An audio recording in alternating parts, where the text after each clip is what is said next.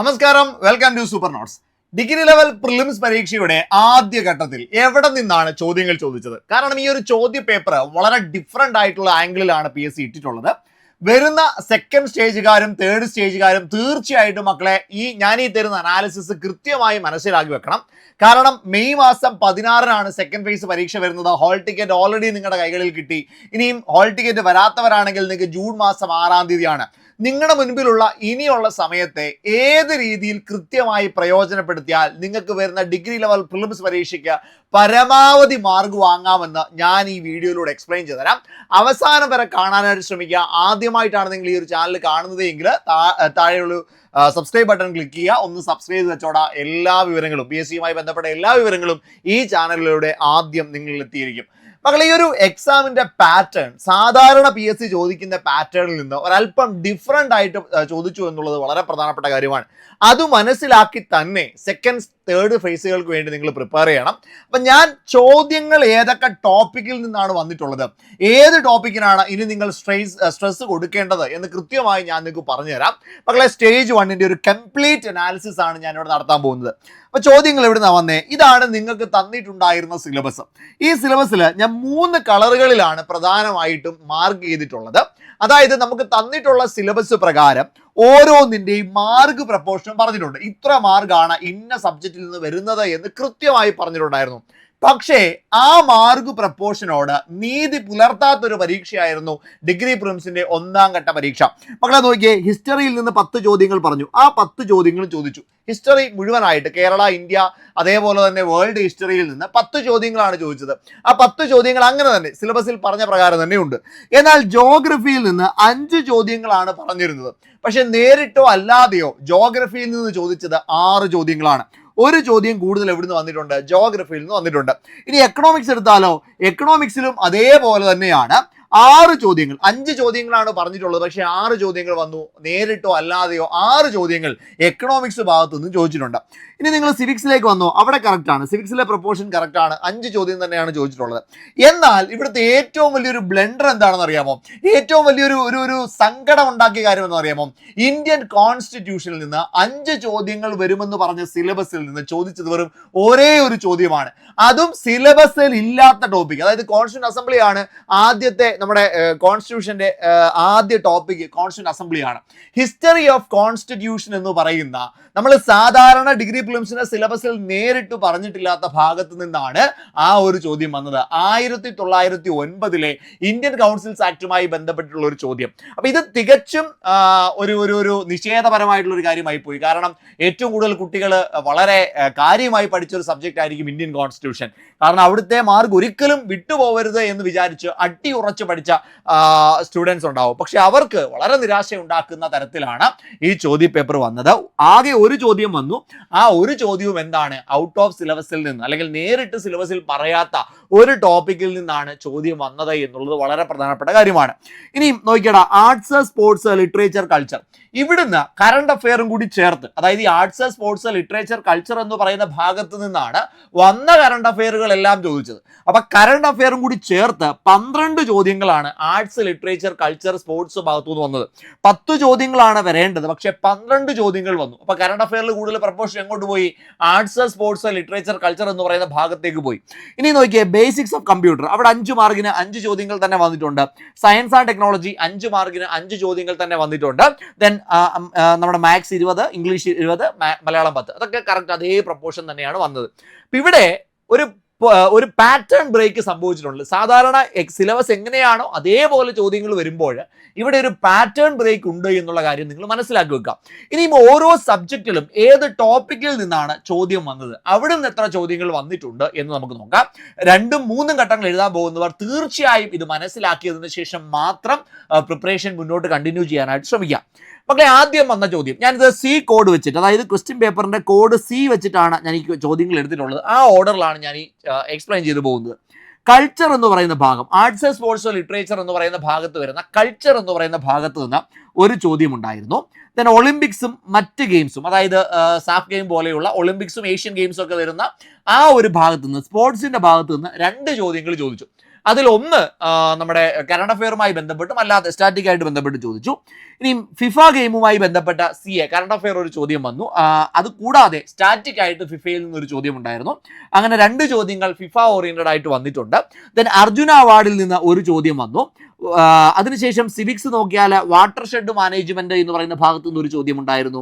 Social welfare, social security എന്ന് പറയുന്ന ഭാഗത്ത് നിന്ന് ഒരു ചോദ്യം വന്നിട്ടുണ്ടായിരുന്നു. ലേബർ ആൻഡ് എംപ്ലോയ്മെന്റ് ഒരു ചോദ്യമാണ് വന്നിട്ടുള്ളത്. National rural employment policy, land reforms, ഇതിൽ നിന്നൊക്കെ ഒരു ചോദ്യം വന്നിട്ടുണ്ട്. ഇതാണ് പ്രധാനമായിട്ടും നമ്മുടെ ഈ ഒരു സിവിക്സ് ഭാഗത്തുനിന്ന്. ഇത് കൂടാതെ കൺസ്യൂമർ പ്രൊട്ടക്ഷൻ ആക്ട് ആക്ച്വലി എക്കണോമിക്സിലും സിവിക്സിലും നേരിട്ട് പറയുന്ന ടോപ്പിക്കാണ്. അപ്പോൾ ഇവിടുന്ന് സമീകരിച്ചുകൊണ്ട് ഒരു ചോദ്യം കൺസ്യൂമർ പ്രൊട്ടക്ഷൻ വന്നിട്ടുണ്ട്. ഇവിടുത്തെ ഏറ്റവും പ്രധാനപ്പെട്ട ഒരു കാര്യം, സാധാരണ PSC പറഞ്ഞു വരുന്ന ടോപ്പിക്കിൽ നിന്നും മാറി കുറച്ചുകൂടി ഡിഫറൻ്റ് ആയിട്ടുള്ള ഒരു ആംഗിളിൽ ചോദ്യം ചോദിച്ചു എന്നുള്ളതാണ് പ്രധാനപ്പെട്ട കാര്യം. അപ്പോൾ നമ്മൾ കുറച്ചുകൂടി ഗഹനമായിട്ട് ഇനിയുള്ള സമയങ്ങളിൽ പഠിക്കേണ്ടതാണ് എന്നുകൂടി നിങ്ങൾ എന്ത് ചെയ്യുക, ഒന്ന് മനസ്സിലാക്കി വെച്ചേക്കാം. മറ്റൊന്ന് നാഷണൽ ഇൻകമാണ്. നാഷണൽ ഇൻകം എന്ന് പറയുന്ന ടോപ്പിക്കിൽ നിന്ന് 2 ചോദ്യങ്ങൾ വന്നിട്ടുണ്ടായിരുന്നു. ഒരു ചോദ്യം ഇൻഡെക്സ് എന്ന് പറയുന്ന ഒരു ഭാഗത്ത് നിന്ന് നമുക്ക് പറയാൻ പറ്റുന്നതാണ്, പക്ഷെ അതൊക്കെ നാഷണൽ ഇൻകത്തിന്റെ അണ്ടറിലാണ് പഠിക്കുന്നത്. അതുകൊണ്ടാണ് നാഷണൽ ഇൻകത്തിൽ നിന്ന് 2 ചോദ്യങ്ങൾ വന്നിട്ടുള്ളത്. Then protection of human and children, ഇത് സിവിക്സിലെ ഒരു പോസ്റ്റാണ്. അവിടുന്ന് 1 മാർക്കിനുള്ള ചോദ്യം വന്നിട്ടുണ്ട്.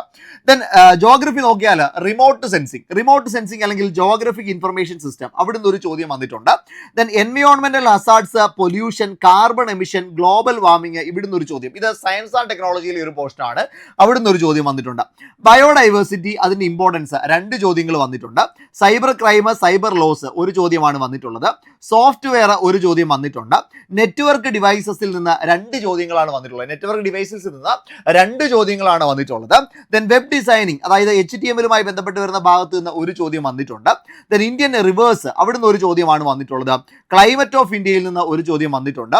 റിമോട്ട് സെൻസിങ്ങിൽ നിന്ന് ഒരു ചോദ്യം, അതായത് റിമോട്ട് സെൻസിങ്ങിൽ നിന്ന് ആകെ 2 ചോദ്യങ്ങൾ നേരിട്ട് റിമോട്ട് സെൻസിങ് എന്ന് പറയുന്ന ഭാഗത്തു തന്നെ എന്ത് ചെയ്തിട്ടുണ്ട്, ചോദിച്ചിട്ടുണ്ട്. 2 ചോദ്യങ്ങൾ ജോഗ്രഫിയിൽ റിമോട്ട് സെൻസിങ് എന്ന് പറയുന്ന ഭാഗത്തു നിന്ന് ചോദിച്ചിട്ടുണ്ട്. ദെൻ ലാൻഡ് ഫോംസിൽ നിന്ന് ഒരു ചോദ്യം വന്നിട്ടുണ്ട്. റിവേഴ്സ്, കേരള റിവേഴ്സുമായി ബന്ധപ്പെട്ട ലേക്ക് എന്ന് പറയുന്ന ഭാഗത്തു നിന്ന് ഒരു ചോദ്യം വന്നിട്ടുണ്ടായിരുന്നു. ഹിസ്റ്ററി ഓഫ് ട്രാവൻകൂർ, അവിടെ നിന്ന് ഒരു ചോദ്യമാണ് വന്നിട്ടുള്ളത്. Social and religious reform movements, കേരളവുമായി ബന്ധപ്പെട്ട് വരുന്ന സാമൂഹിക പരമായിട്ടുള്ള മതപരമായിട്ടുള്ള മുന്നേറ്റങ്ങളുമായി ബന്ധപ്പെട്ട 3 ചോദ്യങ്ങളാണ് വന്നിട്ടുള്ളത്. 3 ചോദ്യങ്ങൾ അവിടുന്ന് മാത്രം വന്നിട്ടുണ്ട്. മെഡീവിയൽ ഇന്ത്യയുമായി ബന്ധപ്പെട്ട ഒരു ചോദ്യം, ഹിസ്റ്ററി ഓഫ് കോൺസ്റ്റിറ്റ്യൂന്റ് അസംബ്ലിയുമായി ബന്ധപ്പെട്ട ഒരു ചോദ്യം. ആകെ കോൺസ്റ്റിറ്റ്യൂഷനിൽ നിന്ന് ഒരേ ഒരു ചോദ്യമാണ് വന്നിട്ടുള്ളത്. ദെൻ ലിറ്ററേച്ചറിൽ നിന്ന് കറണ്ട് അഫെയറും സ്റ്റാറ്റിക്കുമായ ഭാഗത്ത് നിന്ന് ആകെ 4 ചോദ്യങ്ങൾ വന്നു. ലിറ്ററേച്ചർ എന്ന് പറയുന്ന ഭാഗത്ത് നിന്ന് സ്റ്റാറ്റിക്കും കറണ്ട് അഫെയറും കൂടി ചേർത്ത് 4 ചോദ്യങ്ങൾ എന്ത് ചെയ്തിട്ടുണ്ട്, ചോദിച്ചിട്ടുണ്ട്. റിനൈസൻസ് ലീഡേഴ്സിൽ നിന്ന് ഒരു ചോദ്യമാണ് വന്നിട്ടുള്ളത്. കൾച്ചറൽ സെന്റേഴ്സിൽ നിന്ന് ഒരു ചോദ്യമാണ് വന്നിട്ടുള്ളത്, അതായത് അമ്പലങ്ങളുമായി ബന്ധപ്പെട്ട ഒരു ചോദ്യം വന്നിട്ടുണ്ടായിരുന്നു. ഇന്റർനാഷണൽ ഓർഗനൈസേഷനിൽ നിന്ന് ഒരു ചോദ്യമാണ് വന്നിട്ടുള്ളത്. സ്റ്റേറ്റ് റീഓർഗനൈസേഷൻ, അവിടുന്ന് ഒരു ചോദ്യം വന്നിട്ടുണ്ട്. ഗ്രീൻ റവല്യൂഷനിൽ നിന്ന് ഒരു ചോദ്യമാണ് വന്നിട്ടുള്ളത്. ഫോറിൻ പോളിസി, 1951 ശേഷമുള്ള ഇന്ത്യയുടെ രാഷ്ട്രീയ ചരിത്രവുമായി ബന്ധപ്പെട്ട 2 ചോദ്യങ്ങൾ വന്നിട്ടുണ്ട്. അറൈവൽ ഓഫ് യൂറോപ്യൻസിൽ നിന്ന് ഒരു ചോദ്യമാണ് വന്നിട്ടുള്ളത്. Political history after second world war, അതായത് second world war, first world war, അതുമായി കണക്ട് ചെയ്തുകൊണ്ട് ഒരു ചോദ്യം വന്നിട്ടുണ്ടായിരുന്നു. ദെൻ 5 ഇയർ പ്ലാനുമായി ബന്ധപ്പെട്ട ഒരു ചോദ്യം വന്നിട്ടുണ്ട്. ടാക്സസ് ആൻഡ് നോൺ ടാക്സസ് ഒരു ചോദ്യമാണ് വന്നിട്ടുള്ളത്. റിസർവ് ബാങ്ക് ഓഫ് ഇന്ത്യയുടെ മോണിറ്ററി പോളിസിയുമായി ബന്ധപ്പെട്ട ഒരു ചോദ്യം ഉണ്ടായിരുന്നു. ദെൻ കൺസ്യൂമർ പ്രൊട്ടക്ഷൻ റൈറ്റുമായി ബന്ധപ്പെട്ട ഒരു ചോദ്യം ഉണ്ടായിരുന്നു. ഇങ്ങനെയാണ് 50 ചോദ്യങ്ങളുടെ പ്രപ്പോർഷൻ വന്നിട്ടുള്ളത്. അപ്പോൾ ഇവിടുന്ന് നിങ്ങൾക്ക് മനസ്സിലാകുന്നുണ്ടായിരിക്കും ഏതൊക്കെ ടോപ്പിക്കുകൾക്കാണ് കൂടുതൽ സ്ട്രെയിൻ കൊടുത്ത് നിങ്ങൾ പഠിക്കേണ്ടത് എന്ന് നിങ്ങൾക്ക് വ്യക്തമായിട്ട് മനസ്സിലാകുന്നുണ്ടായിരിക്കും. ഇനി നമ്മൾ നേരെ മാത്സ് എന്ന് പറയുന്ന ഒരു ഭാഗത്തേക്കാണ് പോകുന്നത് എങ്കിൽ സംഖ്യകളും അടിസ്ഥാന ക്രിയകളും, അവിടുന്ന് ഒരു ചോദ്യം വന്നു. അത് സ്ക്വയേഴ്സ് എന്ന് പറയുന്ന ഭാഗത്തു നിന്നാണ്, നമ്പർ സിസ്റ്റത്തിന് തന്നെ സ്ക്വയേഴ്സ് എന്ന് പറയുന്ന ഭാഗത്തു നിന്നാണ് ഒരു ചോദ്യം വന്നിട്ടുള്ളത്. ദെൻ ഫ്രാക്ഷൻസ് ആൻഡ് ഡെസിമലിൽ ഫ്രാക്ഷൻസ് എന്ന് പറയുന്ന ഭാഗത്തു നിന്ന് ഒരു ചോദ്യം ഉണ്ടായിരുന്നു. ദെൻ ലാഭവും നഷ്ടവും ഒരു ചോദ്യം ഉണ്ടായിരുന്നു. സിമ്പിൾ ഇൻട്രസ്റ്റിൽ നിന്ന് ഒരു ചോദ്യം. ദെൻ അംശബന്ധവും അനുപാതവും, റേഷ്യോ ആൻഡ് പ്രൊപ്പോർഷൻ ഒരു ചോദ്യം. ദെൻ ടൈം ആൻഡ് വർക്കിൽ നിന്നൊരു ചോദ്യം. ആവറേജുമായി ബന്ധപ്പെട്ട നേരിട്ട 3 ചോദ്യങ്ങൾ, ആവറേജുമായി ബന്ധപ്പെട്ട 3 ചോദ്യങ്ങൾ ചോദ്യ പേപ്പറിൽ ഉണ്ടായിരുന്നു. ദെൻ അതിനുശേഷം നമ്മുടെ 3D ജാമിതീയ രൂപങ്ങളുമായി ബന്ധപ്പെട്ട ഒരു ചോദ്യം ഉണ്ടായിരുന്നു. അരിത്മെറ്റിക് പ്രോഗ്രഷനിൽ നിന്ന് ഒരു ചോദ്യമാണ് ചോദിച്ചിട്ടുള്ളത്. ഇനി റീസണിങ്ങിലേക്കാണ് വരുന്നതെങ്കിലോ ശ്രേണികൾ സീരീസിൽ നിന്ന് ഒരു ചോദ്യം. ദെൻ മാത്തമാറ്റിക്കൽ ഓപ്പറേഷനിൽ നിന്ന് 2 ചോദ്യം ഉണ്ടായിരുന്നു. ഒറ്റയാനെ കണ്ടെത്ത്, ഓഡ് വൺ ഔട്ടിൽ നിന്ന് ഒരു ചോദ്യം. ദെൻ കോഡിംഗ് ആൻഡ് ഡീകോഡിൽ നിന്ന് 2 ചോദ്യം. ദെൻ കുടുംബ ബന്ധങ്ങൾ, ഫാമിലി റിലേഷൻഷിപ്പിൽ നിന്ന് ഒരു ചോദ്യം. ഡയറക്ഷൻ, സെൻസ് ഓഫ് ഡയറക്ഷനിൽ നിന്ന് ഒരു ചോദ്യമാണ് വന്നിട്ടുള്ളത്. ടൈം ആൻഡ് വർക്കുമായി അല്ലെങ്കിൽ ടൈം ആൻഡ് ആംഗിൾസുമായി ബന്ധപ്പെട്ട ക്ലോക്കുമായി ബന്ധപ്പെട്ട ഒരു ചോദ്യം ഉണ്ടായിരുന്നു, കലണ്ടറുമായി ബന്ധപ്പെട്ട ഒരു ചോദ്യം ഉണ്ടായിരുന്നു. ഈ രീതിയിലാണ് മാത്സിൽ നിന്നുള്ള 20 മാർക്കിന്റെ ചോദ്യങ്ങൾ വന്നിട്ടുള്ളത്. ഇംഗ്ലീഷിലേക്കാണ് പോകുന്നതെങ്കിലോ ഇംഗ്ലീഷിന്റെ ഗ്രാമർ പോർഷൻസ് നോക്കിയാൽ അവിടെ ഒരു രസകരമായ കാര്യം കാണാൻ പറ്റും. ഒന്ന് ടൈപ്സ് ഓഫ് സെന്റൻസ്, അവിടുന്ന് ഒരു ചോദ്യമാണ് വന്നിട്ടുള്ളത്. ദെൻ ക്വസ്റ്റ്യൻ ടാഗിൽ നിന്ന് 2 ചോദ്യങ്ങൾ ഉണ്ടായിരുന്നു. അവിടെ ഡയറക്റ്റ് ഇൻഡയറക്റ്റ് നമ്മുടെ പാർട്സ് ഓഫ് സ്പീച്ചുമായി ബന്ധപ്പെട്ട നേരിട്ട് ചോദ്യം കണ്ടില്ല, സബ്ജക്ട് ഓർ അഗ്രിമെന്റ് കോൺകോർഡുമായി ബന്ധപ്പെട്ട ചോദ്യം കണ്ടില്ല, ആർട്ടിക്കിൾസുമായി ബന്ധപ്പെട്ട ചോദ്യങ്ങൾ കണ്ടില്ല, ദെൻ പ്രൈമറി മോഡൽ ഓക്സിലറി വെർബുമായി ബന്ധപ്പെട്ട ചോദ്യം കണ്ടില്ല. പകരം ചോദ്യം വന്നിരിക്കുന്ന ക്വസ്റ്റ്യൻ ടാഗിൽ നിന്ന് 2 ചോദ്യങ്ങൾ, ഇൻഫിനിറ്റീവ് ജെറണ്ട് അവിടുന്ന് ചോദ്യം വന്നിട്ടില്ല, ടെൻസിൽ നിന്നുള്ള 2 ചോദ്യങ്ങൾ ഉണ്ടായിരുന്നു, ടെൻസസ് ഇൻ കണ്ടീഷണൽ സെന്റൻസ് അവിടുന്ന് ഒരു ചോദ്യം വന്നിട്ടില്ല, പ്രിപ്പോസിഷനിൽ നിന്ന് 3 ചോദ്യങ്ങൾ ചോദിച്ചു, നേരിട്ട് പ്രിപ്പോസിഷനിൽ നിന്ന് 3 ചോദ്യങ്ങൾ ചോദിച്ചിട്ടുണ്ടായിരുന്നു. ദെൻ ആക്റ്റീവ് ആൻഡ് പാസീവിൽ നിന്ന് 1 ചോദ്യം, കറക്ഷൻ ഓഫ് സെന്റൻസ് എന്ന് പറയുന്ന ഭാഗത്ത് നിന്ന് 4 ചോദ്യങ്ങൾ ചോദിച്ചിട്ടുണ്ട്. ചിലപ്പോൾ ഇതിന് ടെൻസുമായിട്ടൊക്കെ ബന്ധം ഉണ്ടാവാം, പക്ഷേ കറക്ഷൻ ഓഫ് സെന്റൻസ് എന്ന് പറയുന്ന ഭാഗത്ത് നിന്ന് കറക്റ്റ് ചെയ്യാനായിട്ട് തന്നെ 4 ചോദ്യങ്ങൾ എന്ത് ചെയ്തു ചോദിച്ചു എന്നുള്ള കാര്യമുണ്ട്. ദെൻ ഡിഗ്രീസ് ഓഫ് സെന്റൻസ് കമ്പാരിസണിൽ നിന്ന് 1 ചോദ്യവുമാണ് ഗ്രാമറിൽ നിന്ന് വന്നത്. അപ്പോൾ ഒരുപാട് പോർഷൻസ് സ്കിപ്പ് ചെയ്ത് ബാക്കി ചില പോർഷൻസിൽ നിന്ന് മാത്രമായിട്ട് ചോദ്യങ്ങൾ വരുന്ന ഒരു പ്രവണതയും ഇംഗ്ലീഷിന്റെ ഭാഗത്ത് നിന്ന് ഇവിടെ ഉണ്ടായിരുന്നു എന്ന് കണക്കാക്കാം. ദെൻ വൊക്കാബുലറി നോക്കിയേ, സിനോണിം ഒരു ചോദ്യം, ഫ്രേസൽ വെർബ് ഒരു ചോദ്യം, ഫോറിൻ വേർഡ്സിൽ നിന്ന് ഒരു ചോദ്യം, വൺ വേർഡ് സബ്സ്റ്റിറ്റ്യൂഷൻ ഒരു ചോദ്യം, സ്പെല്ലിംഗ് ചെക്കിൽ നിന്ന് 2 ചോദ്യങ്ങൾ, ദെൻ ഇഡിയംസിൽ നിന്ന് 1 ചോദ്യം എന്ന രീതിയിലായിരുന്നു അവിടെയും നമുക്ക് കാണാനായിട്ട് സാധിക്കുന്നത്. ദെൻ നിങ്ങൾ നേരെ മലയാളത്തിലേക്ക് വന്നാൽ വാക്യശുദ്ധി അവിടുന്ന് 1 ചോദ്യം ഉണ്ടായിരുന്നു. ദെൻ പരിഭാഷ ഒരു ചോദ്യം ഉണ്ടായിരുന്നു, ഒറ്റപ്പദം ഒരു ചോദ്യം ഉണ്ടായിരുന്നു, പര്യായത്തിൽ നിന്ന് 2 ചോദ്യങ്ങൾ ഉണ്ടായിരുന്നു, സമാന പദം ഒരു ചോദ്യം ഉണ്ടായിരുന്നു, സ്ത്രീലിംഗം പുല്ലിംഗം അവിടുന്ന് 1 ചോദ്യം ഉണ്ടായിരുന്നു. ദെൻ പിരിച്ചെഴുതുക എന്ന് പറയുന്ന ഭാഗത്ത് നിന്ന് 2 ചോദ്യങ്ങൾ ചോദിച്ചു, ഘടകപദത്തിൽ നിന്ന് 1 ചോദ്യമാണ് ഉണ്ടായിരുന്നത്. ഇങ്ങനെയാണ് 10 മാർക്ക് എവിടെ വന്നത്, നമ്മുടെ മലയാളത്തിന് വന്നിട്ടുള്ളത്. അപ്പൊ ഈ രീതിയിലായിരുന്നു ഡിഗ്രി ലെവൽ പ്രിലിംസിന്റെ ആദ്യഘട്ട പരീക്ഷ വന്നിട്ടുള്ളത്. അപ്പൊ ഞാൻ ഈ പറഞ്ഞ ടോപ്പിക്കുകൾക്ക് നിങ്ങൾ സ്ട്രെസ് കൊടുക്കുക, പക്ഷെ നിങ്ങൾ വിചാരിക്കരുത് ഇത് തന്നെയായിരിക്കും സെക്കൻഡ് ഫേസിൽ വരാൻ പോകുന്നത് എന്ന്. അങ്ങനെ ഒരിക്കലും പറയാൻ കഴിയില്ല. കാരണം സെക്കൻഡ് ഫേസിൽ ചിലപ്പോൾ എന്ത് ചെയ്തേക്കാം, ഇന്ന് അപ്രധാനമായി കണ്ട ടോപ്പിക്കുകളൊക്കെ സെക്കൻഡ് ഫേസിൽ ഇനിയും കൂടുതൽ പ്രാധാന്യത്തോടുകൂടി ചോദ്യങ്ങൾ വന്നേക്കാം. അപ്പൊ അതുകൊണ്ട് നിങ്ങൾ പഠിക്കുമ്പോൾ തീർച്ചയായിട്ടും നമ്മൾ നേരത്തെ പറയുന്ന ആ 50 ടോപ്പിക്സ് ഓറിയന്റഡ് ആയിട്ട് തന്നെ പഠിക്കുക. നിങ്ങളിപ്പോൾ ഈ വന്ന പരീക്ഷയിൽ തന്നെ 50 ടോപ്പിക്സിൽ നിന്ന് ധാരാളം ഭാഗങ്ങൾ അല്ലെങ്കിൽ ചോദ്യങ്ങൾ കാണാനായിട്ട് കഴിയും, അതായത് ടോപ്പിക്കുകളിൽ നിന്ന് കാണാനായിട്ട് കഴിയും. ഞാൻ ജസ്റ്റ് അതുകൂടി ഒന്ന് പറഞ്ഞു പോവാം. അതായത് ഇവിടെ നോക്കിയേ, നമ്മുടെ ഒളിമ്പിക്സ് എന്ന് പറയുന്നത് നമ്മുടെ 50 ടോപ്പിക്സിലുള്ള ഭാഗമാണ് അല്ലേ. ഒളിമ്പിക്സ് എന്ന് പറയുന്ന 50 ടോപ്പിക്സിലുള്ള ഭാഗമാണ്. അവിടെ ഒരു ടോപ്പിക് വരുന്നുണ്ട്. ഫിഫ ഗെയിം എന്ന് പറയുന്നത് സ്പെഷ്യൽ ടോപ്പിക്കിൽ നിന്ന് നമ്മുടെ 50 ടോപ്പിക്സിനുള്ള ചോദ്യമാണ്. അതേപോലെ തന്നെ വരുന്നതാണ് നമ്മുടെ നാഷണൽ ഇൻകം എന്ന് പറയുന്ന ടോപ്പിക്ക്. നാഷണൽ ഇൻകം എവിടുന്നാണ്, 50 ടോപ്പിക്സിൽ നിന്ന് തന്നെയാണ് നാഷണൽ ഇൻകം വന്നിട്ടുള്ളത്. ദെൻ റിമോട്ട് സെൻസിങ്ങുമായി ബന്ധപ്പെട്ട കാര്യങ്ങൾ, GISുമായി ബന്ധപ്പെട്ട കാര്യങ്ങൾ വരുന്നുണ്ട്. ദെൻ നമ്മുടെ എൻവയോൺമെന്റൽ ഹസാർഡ്സ്, ബയോഡൈവേഴ്സിറ്റി, ഇത് 50 ടോപ്പിക്സിൽ നമ്മൾ പറഞ്ഞിട്ടുണ്ടായിരുന്ന ടോപ്പിക്കുകളാണ്. ദെൻ നമ്മുടെ ഈ IT ബന്ധപ്പെട്ട 5 ഭാഗങ്ങളും എവിടുന്നാണ്, 50 ടോപ്പിക്സിൽ നിന്ന് തന്നെ വന്നിട്ടുള്ള ഭാഗങ്ങളാണ്. 5 എണ്ണവും അവിടെ തന്നെ ഉണ്ട്. ഇന്ത്യൻ റിവേഴ്സ് 50 ടോപ്പിക്സിൽ ഉൾപ്പെടുന്ന ഭാഗമാണ്. ദെൻ അതേപോലെ തന്നെ ക്ലൈമറ്റ് ഓഫ് ഇന്ത്യ, അതും 50 ടോപ്പിക്സിൽ നമ്മൾ പറഞ്ഞിട്ടുള്ള ടോപ്പിക്കാണ്.